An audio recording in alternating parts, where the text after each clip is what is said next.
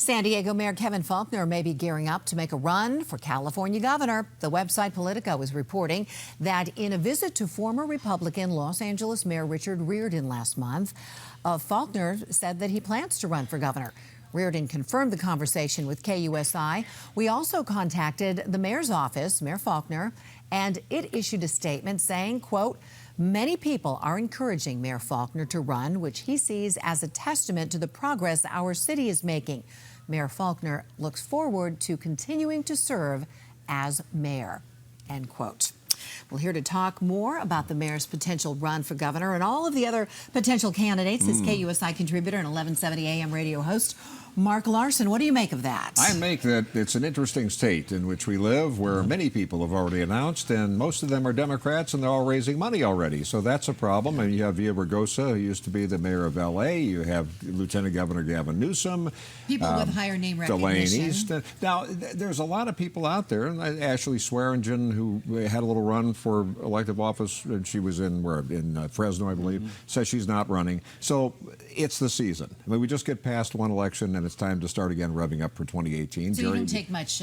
No, I think that I think it would make sense that he is in the consideration for that. There's the question that you said about Riordan, what Riordan remembers or what have you.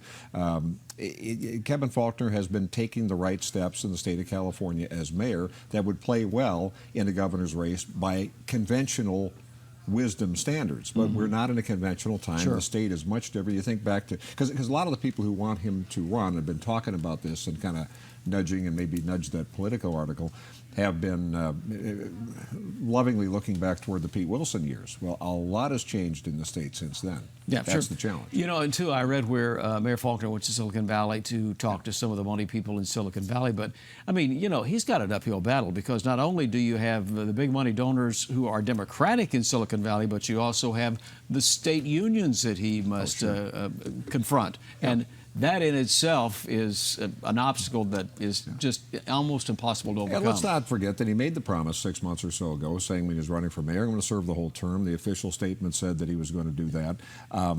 Again, duty can call and you can change your mind, but it's a difficult state in which to win if you're a Republican. Could it be a trial balloon, perhaps, or maybe just a way to get his name out there? His name's been out there for a while. I brought it up with him on radio on 1170 AM about a year and a half ago, because he's positioned in a way, not being, he wasn't a Trump supporter, not being a traditional Republican by the red state, you know, where we are nationally right now standards. So it could be very interesting, and I think the best thing he can do if he wanted to have a shot at that is just keep doing the kind of things he's doing in San Diego, and maybe go to Silicon Valley. Obviously, I'm sure he talked about jobs up there too.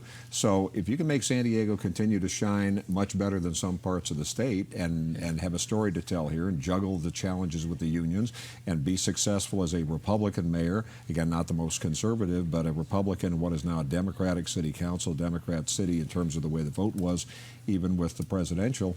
But some of us long for those days. You know, if you think about it too, though, Gavin Newsom as lieutenant governor and mayor of San Francisco has got the name recognition. And so a run for Mayor Faulconer in this race would mean he would get some recognition statewide, but he could potentially obviously lose. But then again, 4 years later, he would have that recognition for a serious run. Right, and of course you don't want to get distracted from the job as mayor. There's plenty of basics. We talked about it on our special New Year's show here. In fact, I mentioned water mains, and sure enough, we had one as predicted by, I feel prophetic.